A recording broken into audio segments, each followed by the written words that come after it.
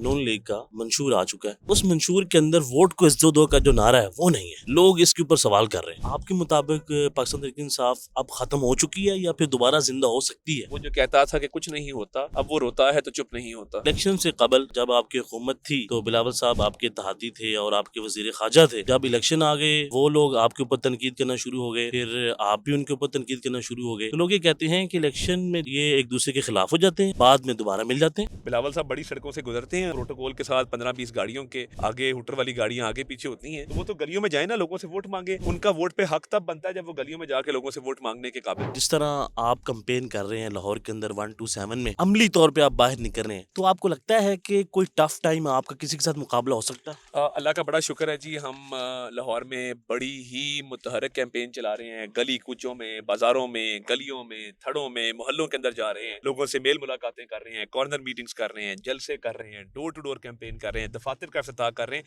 इस कैंपेन में हर रंग अल्लाह के फजल से है, और मैं इस कैंपेन में मैंने इतनी मेहनत पहले होते नहीं देखी। हमारे सारे साथी हमारे साथ चल रहे हैं, हमारे चेयरमैन, वाइस चेयरमैन, काउंसलर्स, हमारे सीनियर कारकुनान।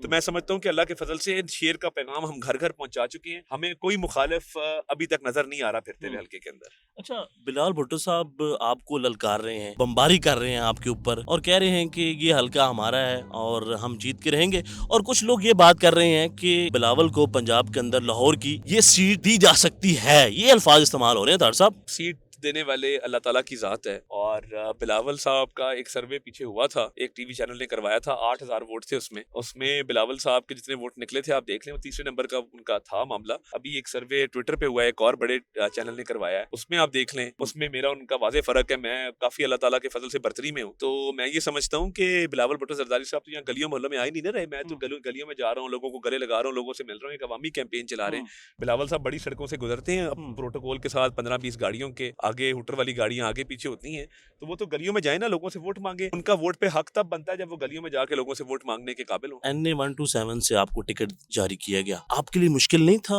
यहाँ पे कंपेन करना, इस हल्के का टिकट कबूल करना, लेकिन आपने कबूल कर लिया? नहीं, मुश्किल नहीं था, मैंने बड़ी खुशी से कबूल किया है। मैं मुश्किल चैलेंजेस फेस करने का आदी हूँ, और मैं बड़ा एंजॉय करता हूँ कि मुश्किल वक्त में डट के खड़े हो जाना, हिम्मत, हौसले, बहादुरी के साथ। तो हम इंशाल्लाह ताला इलेक्शन लड़के दिखाएंगे, लड़े हैं, भरपूर लड़े हैं। तो मेरे लिए तो खुशी का बायस था कि कैसे हल्के मुझे टिकट दिए, जिसमें हमेशा नवाज शरीफ के शेर कामयाब हुए 2008 में, 13 में, 18 में, तो और बड़ी बड़ी लीड से कामयाब हुए हैं। बाय इलेक्शन हम जीते हैं। यहाँ अल्लाह का फजल चाहिए, इंशाल्लाह ताला अच्छा रिजल्ट आएगा। सर ये बताएं कि नून लीग का मंशूर आ चुका है, तो उस मंशूर के अंदर वोट को इज्जत दो का जो नारा है वो नहीं है। लोग इसके ऊपर सवाल कर रहे हैं। देखिए, वोट को इज्जत दो का नारा अपनी जगह मौजूद है, और आइन की बालादस्ती मौजूद है। आइन की बालादस्ती के हवाले से हमने एक चार्टर ऑफ डेमोक्रेसी भी साइन किया हुआ है। मंशूर में भी आइन की बालादस्ती के हवाले से इरफान सिद्दीकी साहब ने बकायदा एक चैप्टर डाला है, तो वो मौजूद है अपनी जगह पे। आइन की बालादस्ती है ना, क्योंकि हम तो जब 2018 में हमें निकाला गया था एक लाडले को लाने के लिए, तो उसके बाद हमारे पे जो केसेस बनाए गए थे, हम तो यही कहते थे ना कि न्यूट्रलिटी आ जाए, और जब न्यूट्रलिटी आई तो वो लाडले को पसंद नहीं आई, और उसने जानवर कहना शुरू कर दिया, अलकाबाद से नवाजना शुरू कर दिया। मैं ये समझता हूँ कि जिस लाडले ने इस चमन को बिगाड़ा है, जब न्यूट्रलिटी आ गई तो चीजें ठीक हो गई। तो हमारा तो यही मुतालबा था ना कि न्यूट्रलिटी आ जाए, और वो आई है, तब चीजें ठीक है। आपको लगता है कि अभी भी है क्या न्यूट्रल है सब कुछ? जी बिल्कुल न्यूट्रल है, क्योंकि वो लाडले ने लाडलाइज्म के अंदर घड़ियां भी बेच दी, चोरी भी की, डकैती भी की। पाकिस्तान की तारीख का सबसे बड़ा डाका 190 मिलियन पाउंड का उसने मारा। इलेक्शन से कबल जब आपकी हुकूमत थी तो बिलावल साहब आपके इत्तेहादी थे और आपके वजीर खाजा थे। जब इलेक्शन आ गए वो लोग आपके ऊपर तनकीद करना शुरू हो गए, फिर आप भी उनके ऊपर तनकीद करना शुरू हो गए। तो लोग ये कहते हैं कि इलेक्शन में ये एक दूसरे के खिलाफ हो जाते हैं और बाद में दोबारा मिल जाते हैं।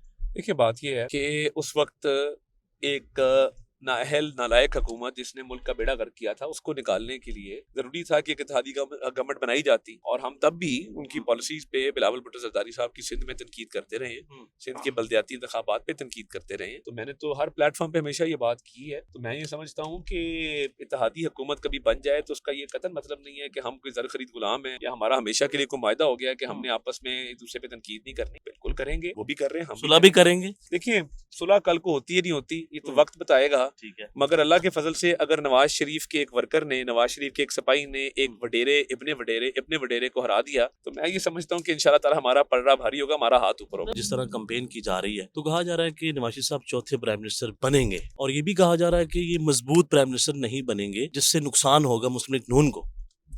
देखिए, मुझे तो मजबूत प्राइम मिनिस्टर नजर आ रहे हैं। मुझे तो किसी ने नहीं कहा कि वो मजबूत प्राइम मिनिस्टर नहीं होंगे। नवाज शरीफ साहब ने हमेशा एक मजबूत प्राइम मिनिस्टर के तौर पे मुल्क की मईशत पे काम किया है, पॉलिसीज पे काम किया है, मईशत को संवारा है, मुल्क को संभाला दिया है, बेरोजगारी, गुर्बत और महंगाई का खात्मा किया है। मेरा ख्याल है नवाज शरीफ साहब एक मजबूत प्राइम मिनिस्टर होंगे। डॉक्टर साहब, इसी के साथ ये सवाल करना चाहूँगा कि आप यहाँ से जीतेंगे और अगर आपकी हुकूमत बनती है तो कौन सी वजारत आप लेना चाहेंगे? देखें, ये तो अल्लाह ताला के फैसले हैं। मैं बहुत ज़्यादा एम्बिशियस आदमी नहीं हूँ, अपने लिए इतनी प्लानिंग करने का आदी नहीं हूँ। अल्लाह ताला खैर रखें, जो अल्लाह ताला ने नसीब लिखा हुआ वही मिलना है, ना उससे कम मिल सकता है ना उससे ज़्यादा मिल सकता है। डॉक्टर साहब, ये बताएं कि 2018 के बाद आपके लिए कितना मुश्किल वक्त था? आप अपनी जमात के साथ खड़े रहे, जेल के अंदर भी गए और तरह तरह की मुश्किलात का सामना करना पड़ा। तो क्या वजह है कि जो पीटीआई के लोग हैं वो प्रेस कॉन्फ्रेंस कर गए और आप लोग, जब आपकी जमात के ऊपर बुरा वक्त था, आप खड़े हो गए?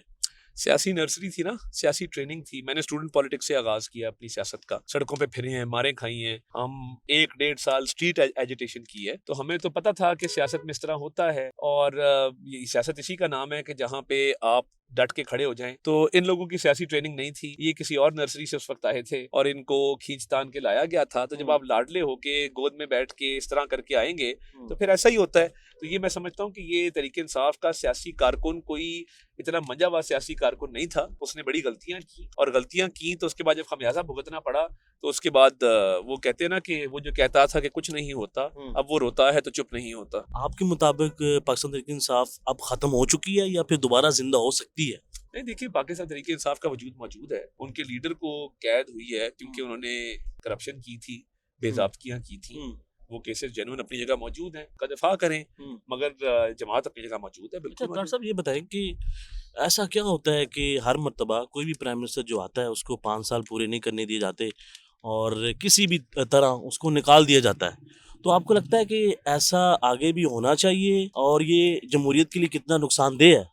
इमरान खान साहब ने जो 2014 में धरने करके एक साजिश की थी और उससे पहले हम चार्टर ऑफ डेमोक्रेसी कर चुके हुए थे और हम इस बात के कायल थे कि मुद्दत हर हुकूमत को पूरी करनी चाहिए। अगर इमरान खान साहब ने सिस्टम को तबाह किया, साजिशें की जमहूरियत के खिलाफ और इस मुल्क में आज़ादी इज़हार राय के खिलाफ, तो उन्होंने वही काटा जो उन्होंने बोया